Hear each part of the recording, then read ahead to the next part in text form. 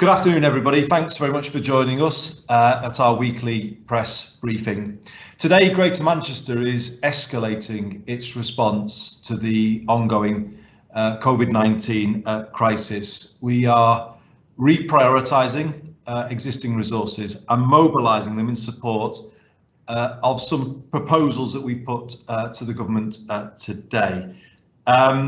Test, trace and isolate is not working well enough for Greater Manchester at the moment, and we have only a small number of weeks to fix it before we get into the really tough time that lies ahead in the autumn and into the winter. So what we're doing today is stepping forward.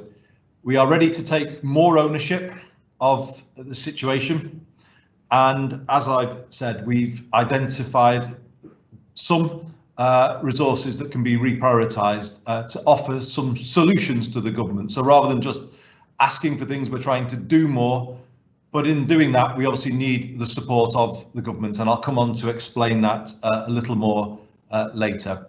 But first, if I can, with the usual roundup of the statistics, let's get into the first slide, which will be familiar to you, which is the latest 7-day rolling average of positive tests per 100,000 population. And as you can see, every borough in Greater Manchester is up, hence the need to escalate our response. If I can just add to this slide, I mentioned last week about hospital admissions and the situation in care homes.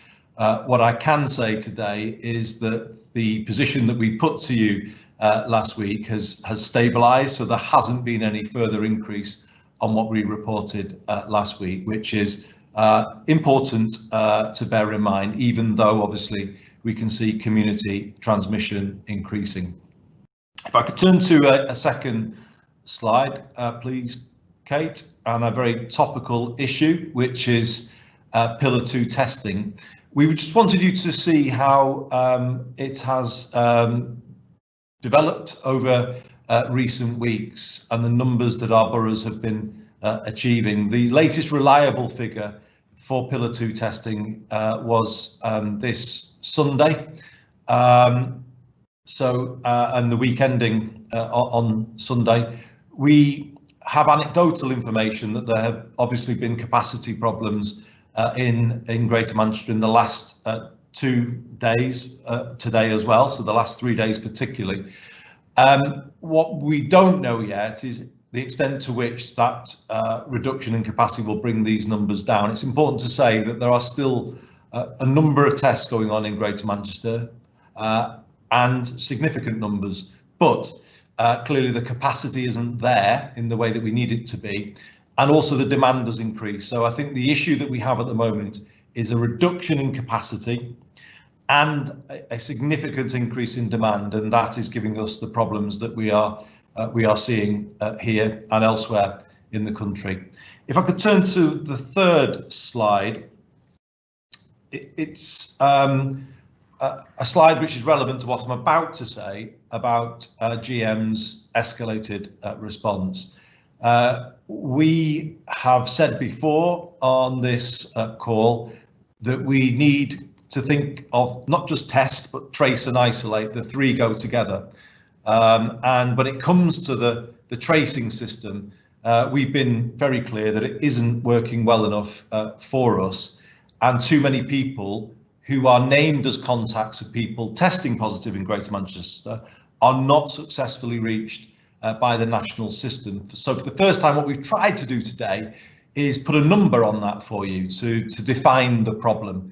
So given that the national system successfully reaches 54% of named contacts, that's the current success rate, you will see there the figures for what that means on a daily and weekly basis. So every day, over 500 people who've been named as a contact are not being reached. And obviously that is a major issue for us. If you then tally that up over the week, you can see the figure there, over 3,500. So this is a problem that really needs to be fixed. Certainly, we need to improve testing and the capacity available, but we cannot also not fix contact tracing and also the isolation that should come beyond contact tracing. Now, issues to do with testing are not so much in our control. There's a limit to what we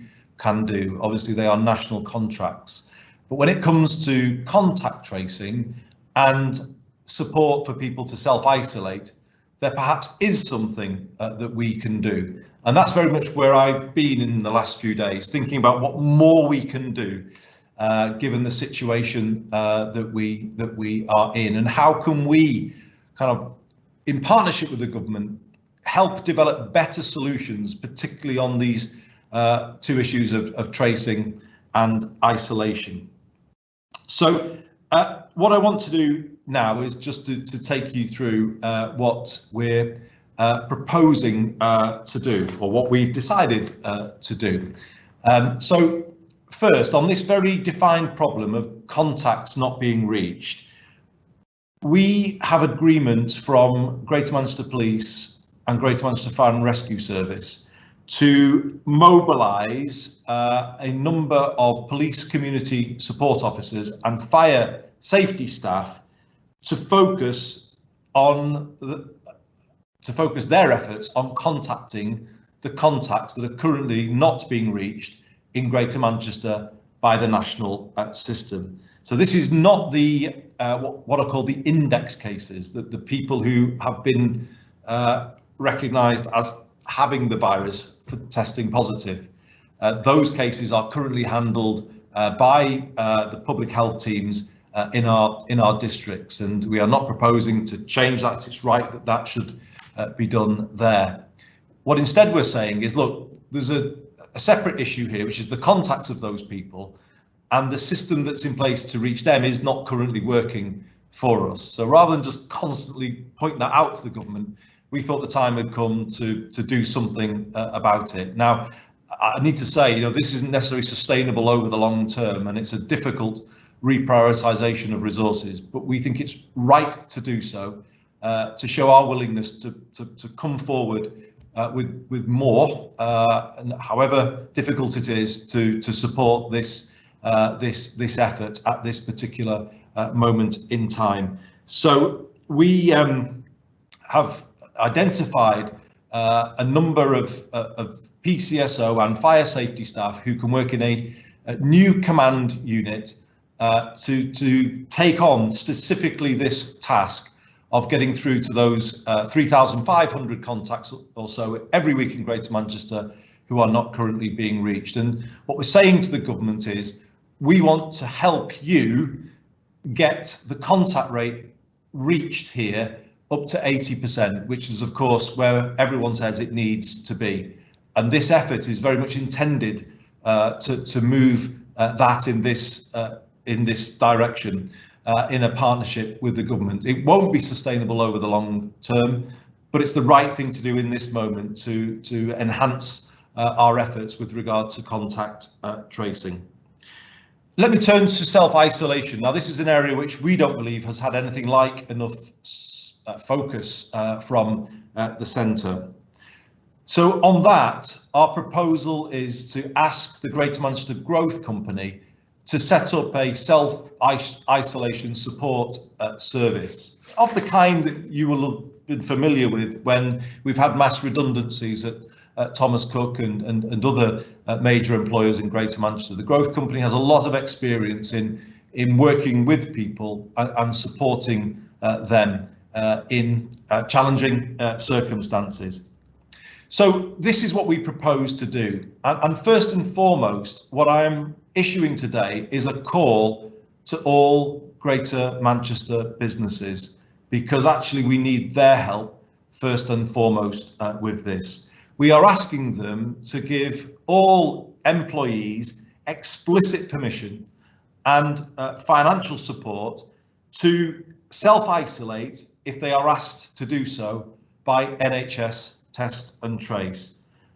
Where they can work at home, of course, then employers can facilitate that and people can still work. But where they can't, we're asking employers, all employers in Greater Manchester, just to make it clear to your employees that their wages will be covered and that they are able to self-isolate without fearing for their pay or indeed for their job. And we think that is in the best interests of business, because if people are contacts of positive cases, so at risk of developing the virus themselves and still in the workplace, obviously the risk of a workplace outbreak significantly increases. And we think this is helpful for business themselves to be able to give this explicit permission to encourage people to do what's being asked of them.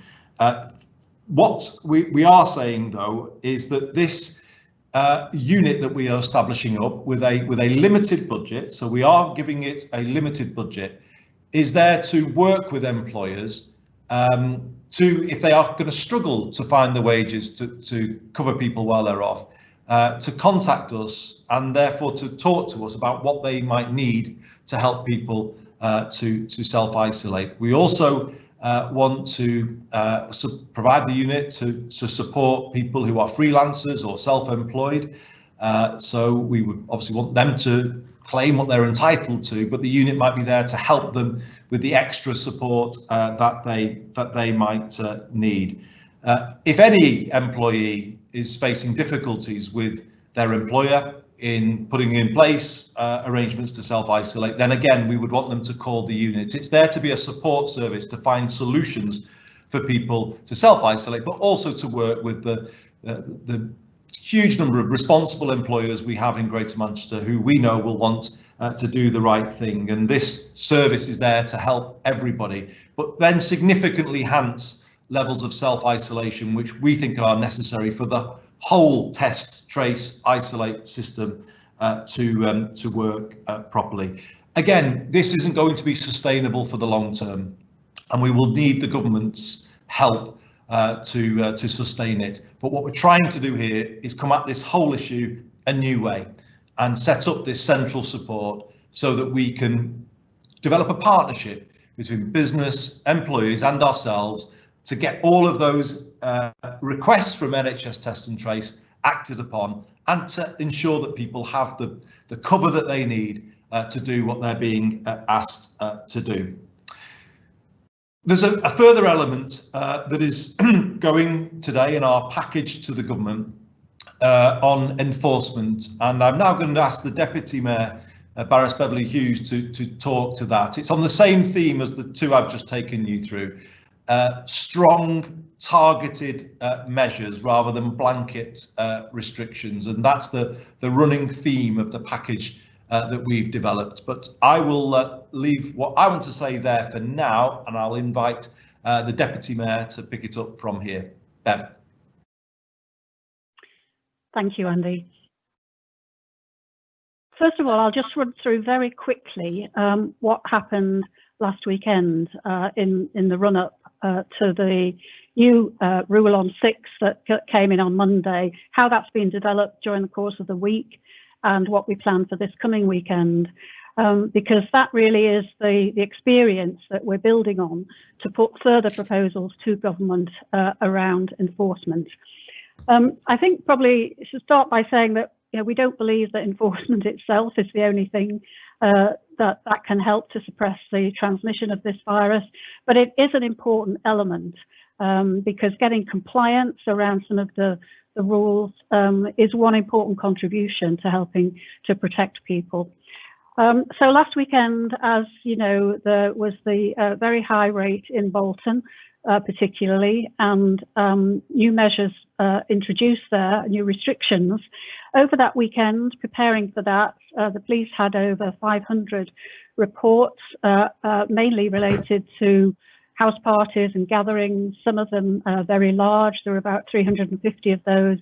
Increasing number of complaints from the public, actually, about non-compliance in supermarkets. I think there's a growing feeling that the measures that were introduced initially in supermarkets with one-way traffic and limiting numbers and those kinds of things that are kind of falling away now, and people are getting concerned about that.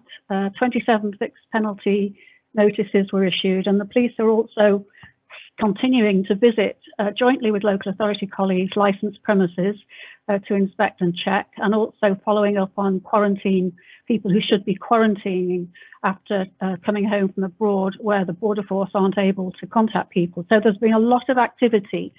The work, though, in Bolton took to another level. The joint work being done in previous weekends between the police and the local authority enforcement officers. There's a tactical approach to intelligence, to looking at where the problem areas are, either in terms of premises or in terms of behaviour, and targeted activity in relation to those perceived problems. That'll continue going into this weekend and has been taking place over the week.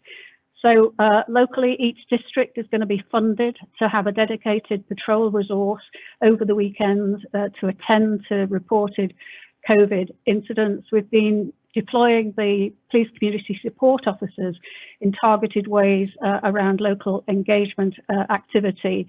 And again, picking up the supermarket issue in Oldham, the PCSOs visited most of the supermarkets in Oldham over the course of this week, talking to managers and staff about how they could improve the arrangements there. And actually that's been received very well and seen as very constructive. So we're going to replicate that across other parts of Greater Manchester. This coming weekend will be, I think, the 12th or 13th weekend we've had to mobilise these special operations, cancelling rest days for officers and the extra costs of mutual aid where that's been needed. We're standing up police support units. Each of those has 21 officers. Some of those will be dedicated in areas like Oldham. Others will be under the central command and will be deployed on request from areas across Greater Manchester. So that's been the kind of developing work, and that forms the basis really of our experience, what we've learned in terms of what we're putting to government in the letter today about how we think escalating the approach to enforcement can play a bigger part, more effective part in what we're trying to do here. And this has four elements. Firstly, there will be a shift in approach towards faster escalation in terms of police and local authority activity towards enforcement. Secondly, that will be signalled to the public and to businesses and organisations in a communications campaign that we will mobilise.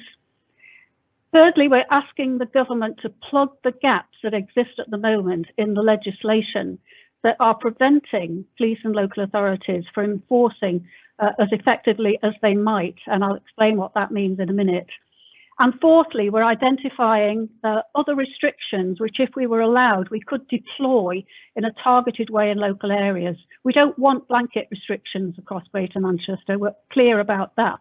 But there are some possible restrictions that could be targeted in local areas where there are.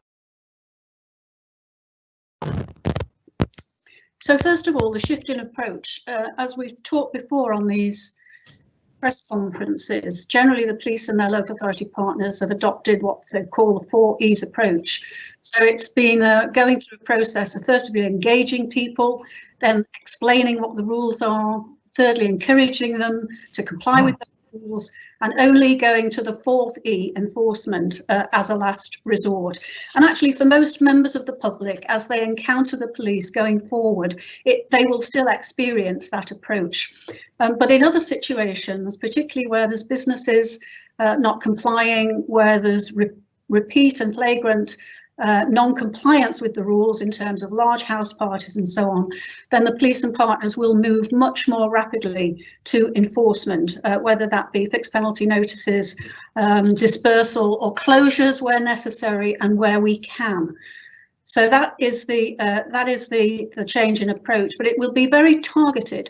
It will be intelligence-led.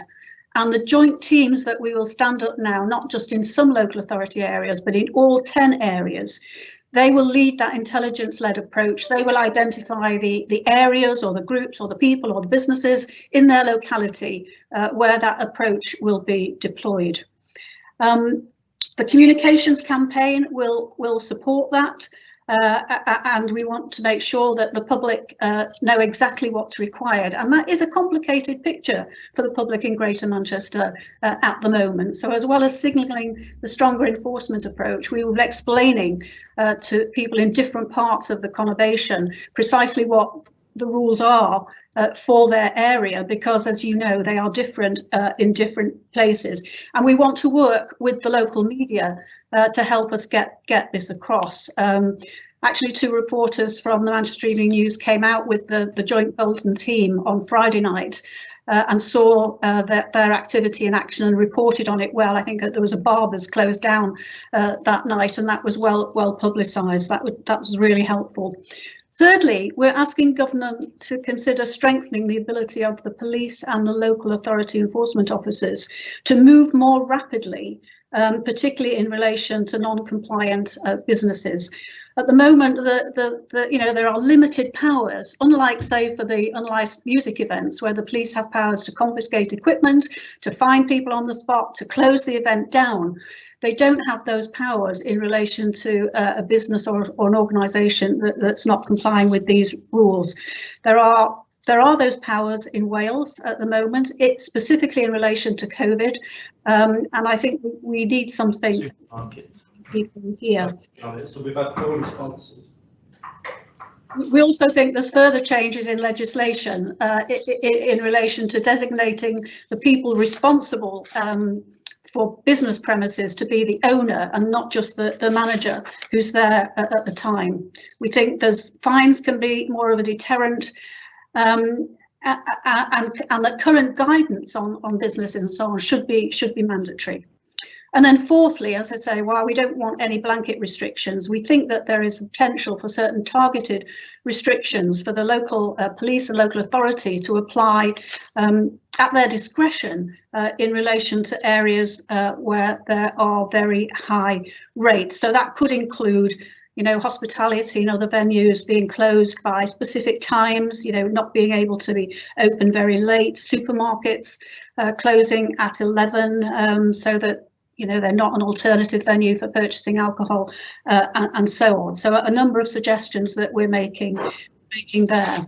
So that's the package. As I say, I think most ordinary members of the public, as they encounter the police in parks and on the streets, will be treated in the same way. But where there are people who persistently non-comply, where there are businesses who've not got the measures in place that they need to protect their staff and their customers, then we will enforce the rules much more rapidly than we've been doing so far. Thanks, Cindy. Thank you, Bev. And so I'll just say a few words in summary before we get into your questions. I can see there are a lot of them. But in summary, what we're saying to the government today is, from here, we think an approach of strong, targeted, effective intervention is likely to bring more results than blanket restrictions that possibly are going to confuse the public further and frustrate them to a degree, damage the economy. What we want is to develop a programme of actions that are more likely to get a grip on the virus and move things back in the right direction. We want to avoid further restrictions, as Bev has said. We wouldn't want to see a blanket closure of all licensed premises, but we are asking, therefore, though, for the power to close premises that might be causing a problem, and for Greater Manchester Police to do that quickly and effectively, and that will require extra powers. So that's an example of the targeted action we need. But just to summarise some of the asks we're making of government, because we've put on the table what we're prepared to do, and it's challenging to do this at this time. I can certainly vouch for that, but we've done it because we want to show that we're now in the business of finding solutions for the government, but we do need this to be a partnership, and we do need things in return. So let me just run through a couple. On testing, we do need the government to prioritise areas with the highest number of cases for bookings through the national system. We cannot have a situation where Bolton, but other boroughs as well, that have high numbers of cases where residents there can't access appointments. That cannot continue, and the national booking system needs to recognise those postcodes of residents living in the high case areas, and we would ask the government that that be done ASAP. We also want to see more resources provided to our district teams doing the work with those primary cases that I mentioned earlier, and in the long run providing support, human resources, financial resources to support that work, and also the contact tracing work that we're seeking to stand up with the help of Greater Manchester Police, Greater Manchester Fire and Rescue Service. We also will need financial support to support our self-isolation service in the long term, if we can show that it works and it makes a difference. We think this is an area of real weakness in the national response, but rather than just keep pointing that out, I have decided we are going to do something about it, hopefully show the difference it can make, and then we would ask the government to support us in sustaining it. So all of this, as I say, is to promote an alternative to blanket restrictions, which we think potentially look like something is being done, but have limited real effect. If we go after this targeted approach and all of us focus on it, we think it will bring more results. So I will leave it there, Ross. I will hand over to you and let you take us through everyone's questions. Ross. Thanks very much, Andy. Two questions to start off with. Jess Forbes at Global. With infection rates soaring in Bolton, are we heading towards a GM-wide lockdown to try and stop the virus spreading further? Obviously addressed that in your comments, but you might want to add to it. And Eloise Linford at Hits Radio, how have we reached a point where even local health leaders don't seem to know which centres are open for people to get tested? Well, thank you, Jess, for your question. Well, I mean, I certainly hope not. Obviously, it's a question for the government, but I think it's going to be hard for the public to see the chaos that we currently see in testing, a contact tracing system that is only partially effective, and an isolation approach that isn't reaching barely anybody at all. You know, if they look at those things, which we've been told all the way through are the things that need to work for us to have a preventative approach, they will find it hard to just see more and more and more restrictions being imposed, and you know, their acceptance of those restrictions, I think, is already low and will diminish even further. So the answer is for us all to work together on fixing the test, trace and isolate system, and that is what we're proposing today. If the government are going to move anywhere towards further restrictions, we would repeat the call that there has to be a form of furlough, an extension of furlough available to people affected. I make the point again, there were people in Bolton whose jobs were severely disrupted last week because they couldn't go to work when hospitality was closed. You know, what about them? The funding that was provided was nowhere near enough. If they are going to go down this road, and we're asking them not to, we would absolutely insist that there has to be financial support for people whose jobs will be affected. Eloise, on your question, it's a good question, but it's one that we could have said throughout this, which is when local testing was stood down and new national testing systems were stood up at short notice, I think this was always going to be the risk when demand outstripped supply. What we have here are systems that are not sufficiently attuned to the needs of local communities, systems that don't prioritise the areas of greatest need for testing to the available capacity.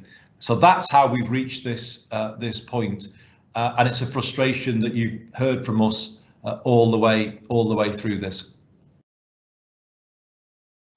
Thanks, Andy. There's a number of questions on schools, and if you're happy, I'll take them together, if that's all right. The first one's from Niall Griffiths at the MEN. The education system across Greater Manchester has been hugely disrupted since schools reopened, with more than 110 schools across the city region closing classes as pupils and staff are forced to self-isolate. Is it safe and sustainable to keep schools open, given the current calamity around testing? We've also got Kate Ferguson at The Sun, who's asking how many, and that's at 207, how many schools in your areas have had kids sent home because of COVID? How worried are you that testing shortages are disrupting the return to schools, and what should the Prime Minister do about it?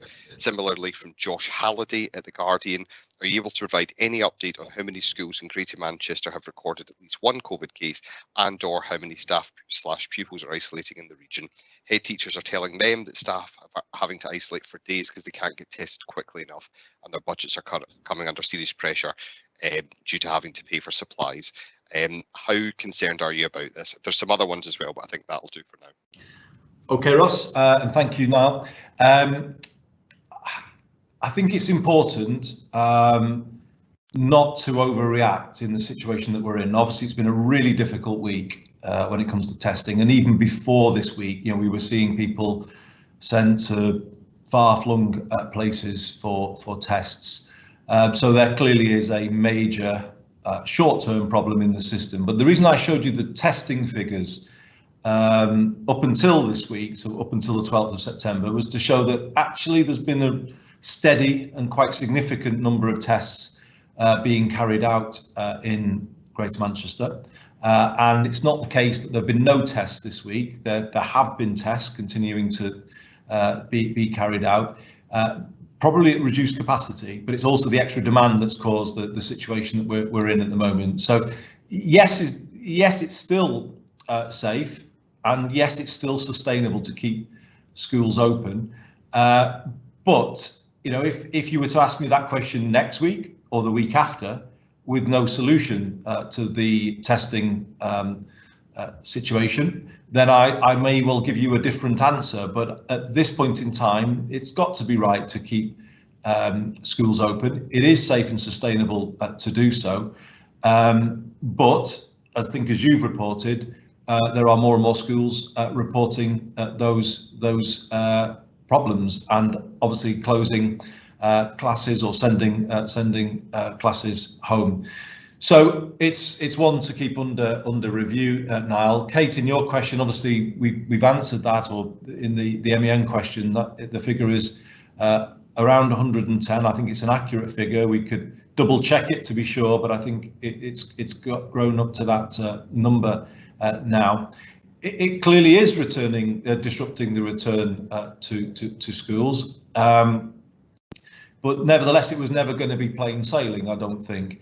The issue is, I think the issue to put to the Prime Minister is, given that we knew the return of schools would put more pressure on the system, why wasn't more done? And one of the questions I would have of them is that it was put to me that in the Lighthouse, in the Pillar 2 testing laboratories, there's been a lot of people working there who were university students or even university staff. And with the return of universities, a lot of those people have left quite quickly. Now, if that is the case, that was entirely predictable. And the question has to be, well, why wasn't that spotted alongside the return of schools? And those are questions for the government to answer rather than for me. And Josh, obviously, again, I think those are the figures. If we've got different figures following this, we will provide them to you. I certainly recognise what you're saying about head teachers. I think it is having an impact on their budgets. I was contacted by somebody who lives near me yesterday, just in a very personal way, a grandparent of someone who has had to come home from school, and obviously that raises concerns within the household, unable to get a test. You know, this is causing real distress for families, but also for schools as well. So it needs to be fixed, and fixed urgently. Thanks, Andy. A quick single question from Ashley Blakey. Do you think it's fair that Oldham is under stricter restrictions than Tameside, given the current infection rates? Well, what I would say, Ashley, is this is something that's looked at on a weekly basis by the Gold Committee at a national level, and it's important, I think, not to sort of look at the figures on any one day in isolation. They do change. It was the case that Tameside was in a very different position. If you just go back a couple of weeks ago. Oldham had a high number of cases. It brought it down again, but they've gone up again. So it would seem that there is a more entrenched problem in Oldham, or certainly a problem that's been there for longer. So at this moment in time, I think it would be wrong, I think, to call for any change. But obviously these things have to be given constant review. And the question more broadly is, what is more effective? Is very, very targeted, strong action more effective, or has it always got to be restrictions? And I think what we're saying today is a Greater Manchester escalation plan based around more targeted interventions, we think, is more likely to help both Oldham and Tameside get the numbers back down. Thanks. I think we'll take two questions. The first from Katie at That's Manchester. What's your thoughts on extending the furlough scheme in Greater Manchester in response to infection rates continuing to rise here? Also, would you support introducing curfews across GM? And Aaron Benson asks, to what extent are the reasons for the resurgent positive rate of the virus down to the reopening of schools? So thanks, Katie. I think it's a given that the furlough scheme is going to have to be extended in a modified form, not necessarily the furlough scheme as it was first introduced.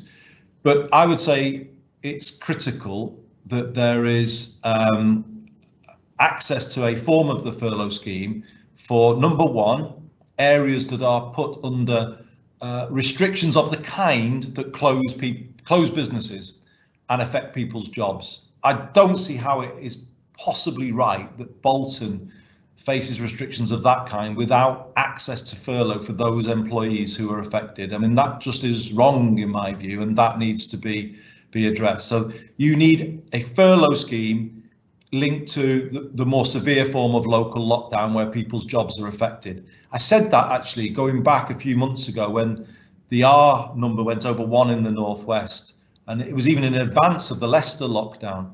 And so this is an issue that isn't a new issue. We've said it before, but we need that local furlough where these restrictions come in. But the second is there's going to have to be a form of furlough for sectors of the economy that just can't return to anything like normality anytime soon. So I'm thinking of live events. I'm thinking of aviation, which is a massive employer in Greater Manchester. Manchester Airport have thousands of people who've been on furlough. Just to say to them that there's this cliff edge looming in October and there's nothing in place, even though the flights aren't returning. Well, I can't see how that is sustainable. Airports across the regions of our country will be critical in restarting the economy when we come out of this. And if they are completely devastated by this, then I don't see how recovery will be anything other than faltering in the regions, and levelling up will just be a distant pipe dream. Thanks, Andy. I'm going to go to Kevin Fitzpatrick from Radio Manchester at 2:33. Andy, first question for you. How concerned are you about rumours of new restrictions for the whole of the north being possibly imposed this week, maybe Bolton-style closing of pubs, etc.? And for Bev, on GM's plan to put more police officers in schools, what do you see as the benefits of this, and how do you defend the plan to groups representing black youth groups in particular, who say this will actually damage relations between them and police and harm their education chances due to the fear they will feel of officers? So Andy, if you want to take the lockdown point first, and then we'll go over to Bev. Yeah, I would be concerned, Kevin, about any move in that direction. Now, there's talk of curfews as well, and I noticed that was in a different question. I didn't answer it. I don't know if there's evidence to support curfews either, because if you shut an establishment at a certain time, it would bring a lot of people out onto the street at a certain time, possibly wanting to go to someone's home following that. So I'm not convinced that the evidence is there to support curfews or widespread closure. So that's the argument that we're making today. The government obviously has to make its own consideration of these things. But it can't be the case going forward that we fail to fix, test, trace, isolate, and we then just do what feels like the more easy than just throwing blanket restrictions at people. I just don't think people will accept that, Kevin, in my view. I think the public will say, hang on a minute, you said you were going to get this world-beating test and trace system. Well, do that, and then maybe we won't have to have any of these restrictions. And I just think that's where the focus should be. There should be a relentless focus, actually, on fixing this system. And this is what we've put forward today. We're prepared to play our part and put something forward that will help the government get the contact tracing success rate up to the level where it needs to be in Greater Manchester. It's not been easy to do that, but we've done it and we've put it forward alongside our self-isolation proposals. So, we're not doing this in a spirit of always carping or pointing out the problems. What we're saying to the government is, look, can I come with us on this? The idea of closing pubs across the north of England, or restaurants, or any hospitality without a furlough scheme, as I said a moment ago, levelling up is finished if they do that. Let's go over to Bev.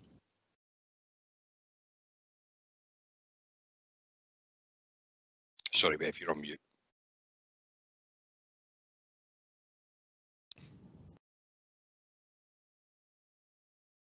Sorry, Bev. I think you're on mute. Sorry, Kevin. Yeah, this arose because one or two schools had already negotiated with their local neighbourhood policing staff to link their school with a dedicated officer, because they felt that would be advantageous. And because that was successful, when we were developing the action plan for the serious violence plan, the violence reduction unit, we did a lot of consultation and lots of other schools and parents, and also some groups of students wanted the opportunity for that provision to be extended to them, and GMP weren't really resourcing that. So we made a commitment in that plan to provide up to 20 dedicated officers to work jointly with schools where schools want them. And I think that is the big point here. So I would expect that a school would have discussions with the students, with the parents, and where they wanted an officer linked to that school to work alongside them, then that can now happen, because the resource has been identified and put there. But it won't happen unless it's something that a school wants. And I think that the point also I'd make is that, what we see here is that this is about developing positive relationships between children and young people and the police, and seeing more of what the police do. It's not about, gathering intelligence or anything like that. And I just think there is scope for that kind of approach in terms of developing good relationships to be achieved here, but it won't happen unless schools want it to happen. I've heard obviously some of the comments particularly from organisations actually representing Black young people, and I'll say perfectly willing to talk them through this and have a discussion. In fact, the Mayor and I met with two organisations representing different needs of Black and Afro-Caribbean people only this week, and they raised this issue there, and we're happy to continue that dialogue. But that's how it came about. That's what it's intended to be, but it won't happen if a school doesn't want it. Thanks very much, Bev. Go back to Andy. Question from Andy Bound at the FT. Could you give us the latest figures for hospital admissions for COVID-19, ICU and deaths, and care home cases? That slide was missing. And Joshy Herman at the Mill. Quick question about the data you released, just making the same point. Numbers for hospital admissions and people in ICU beds, could you release that? And secondly, last week you talked about the importance of the positivity rate and said it was a number you were watching closely. And 3 weeks ago you told me that it shouldn't be a problem to release the positivity rate. Can you now tell us what the GM positivity rate is and how that compares to recent week? PHE told him that if local authorities want to release it, they can. Thanks. Thanks both. So there's a similar answer coming for both actually. The data isn't actually owned by us when it comes to hospital admissions. Personally think it should be published, but we've also got to respect that if it's not our call about whether or not it should be published, we can't just sort of do that without consulting anybody. So while we would want to come to arrangements, they're not necessarily in place at the moment, Andy. But let me talk more broadly to the issue. For hospital admissions, we are broadly and slightly above the level we were last week. When I say slightly above, we're talking 1 or 2 cases. So it's it increased, as I said last week, but it's not increased again. It's marginal. And on ICU and non-ICU beds, again, a little increase, but broadly similar. On care homes, the position is the same. We reported last week that 0.3% of residents had a positive diagnosis. That had increased to 0.6. That was the change I reported last week, and it's still at 0.6. So those are those figures. We will try and sort out these data issues actually, and they are just data issues, and they're not great problems, but we will try and sort them out so that we can put that slide up for you next week. So Joshie, on your question, as I say, the same answer. The positivity rate is not we're not the data controller for that.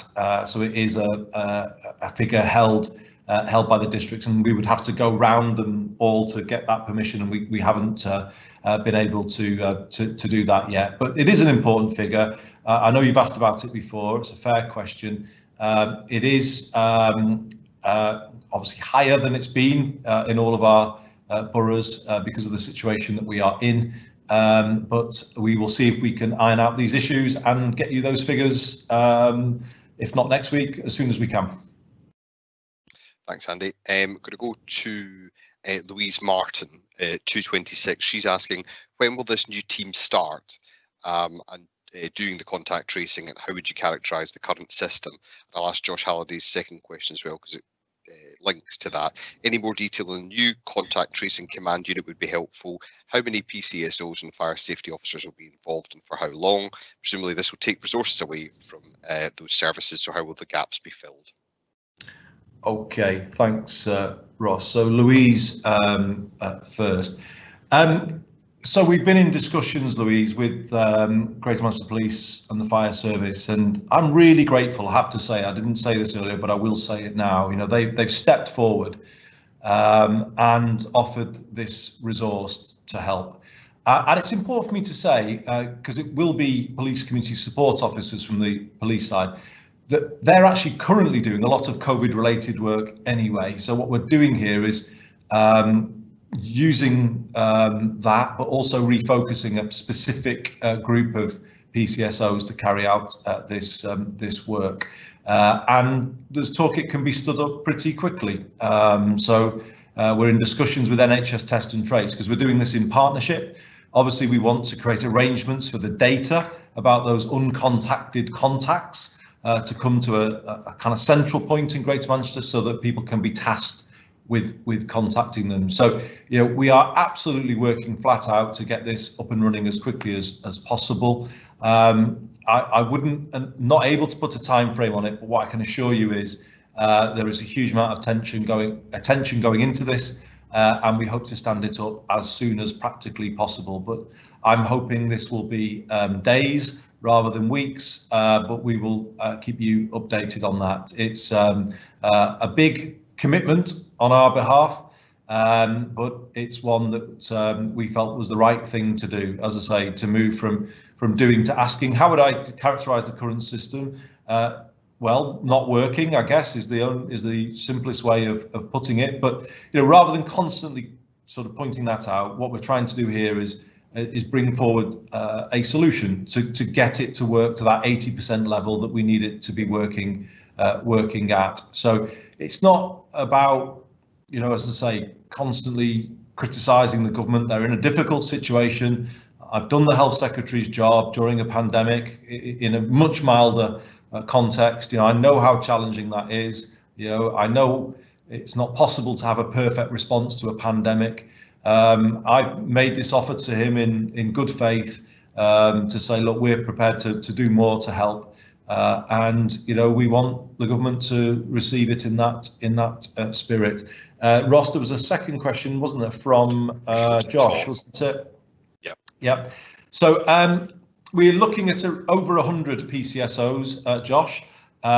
So it's a significant commitment from GMP, and also 100 fire safety officers. So this is a significant resource. How long for? Well, it is for a time limited period. We're not saying that we can do this indefinitely.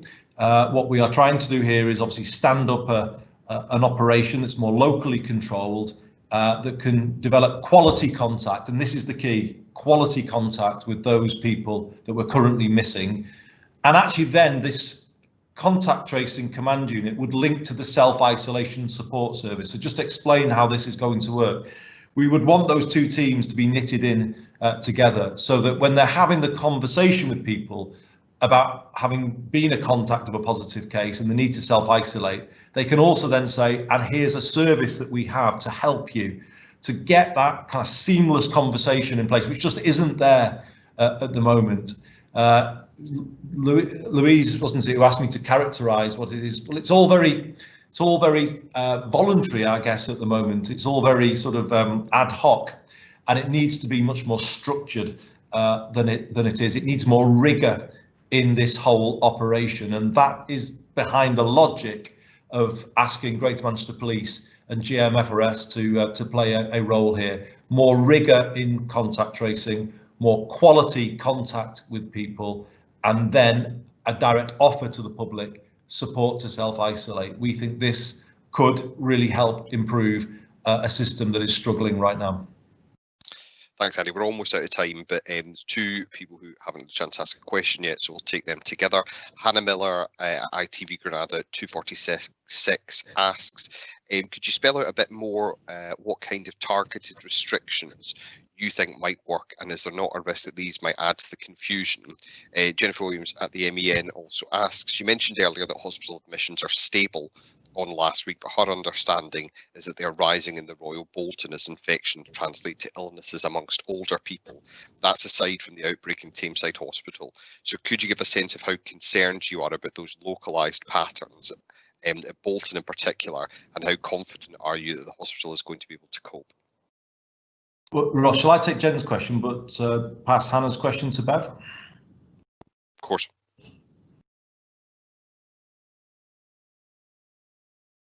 Shall I take that now? Oh no, Andy's going. Okay. Oh, okay. Go Bev. Thanks, Hannah. Well, we would only want to use those kind of targeted restrictions that some of which I mentioned when I spoke earlier, in a very limited sense. But what we are finding when the police do their joint visits, as they did in Bolton on Friday, very often it is that early on in an evening, say in a bar or a restaurant or a cafe, there will generally be compliance and people are cooperative. As people stay longer and drink more, then it just tends to fall away. And I think in those situations, there may be an argument for restricting opening hours and helping the staff in those situations to keep the compliance at the level needed to keep people safe. There is a risk it could add to confusion, but because we'd only be thinking about using any of those measures in a very limited way, in very specific areas or on very specific businesses, they wouldn't necessarily be over a wider area. So it's very, very targeted, the approach that we're thinking about here.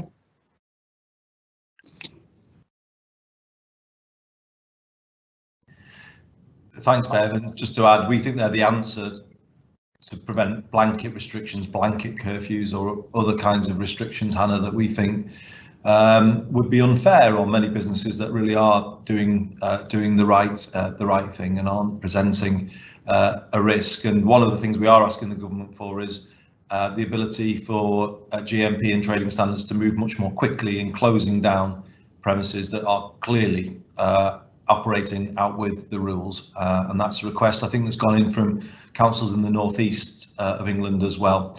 Jen, on your question, yes, it is my information that the numbers are broadly the same, slightly higher, but broadly the same, but only ever so slightly. I obviously watch carefully what's happening across the hospitals in the city region.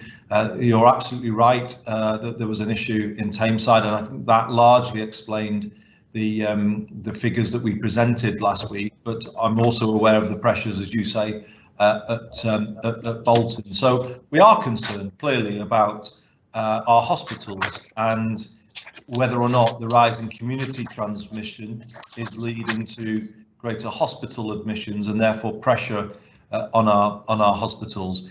But given the figures that we've quoted today and the fact that there aren't a massive increase in ICU or non-ICU beds, the position is at this point in time is manageable.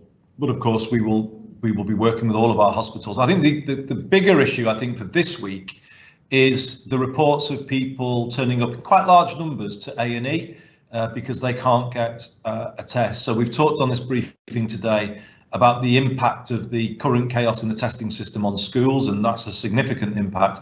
But there is actually also a major impact on A&E, 111, 999, other NHS services, which is something that really needs to be looked at, because in desperation it would seem people are turning up at A&E where they're worried about a child or just struggling to get a test. So we will watch these things very closely indeed. I've heard the call today from colleagues on this call about hospital information, and what I will seek to do is see if we can get the necessary agreements in place to bring forward more hospital related information. Perhaps A&E attendance is one that needs to be looked at as well, if the current testing crisis is to continue for some weeks, as we're being told it might do today. Thanks, Andy. I think that's us out of time. Good. Okay, Ross, shall I just bring things to a close? Yes, thanking, as usual, everyone for joining the call, for the Deputy Mayor for both her contribution today, but all of the work that she's doing and the package that she's outlined today on enforcement. We wouldn't want you to leave without picking up what I hope you've heard me say today, that this is quite a big move from Greater Manchester today. We have kind of thought hard about this by asking our police and fire service to get more involved in contact tracing. That is quite a significant development.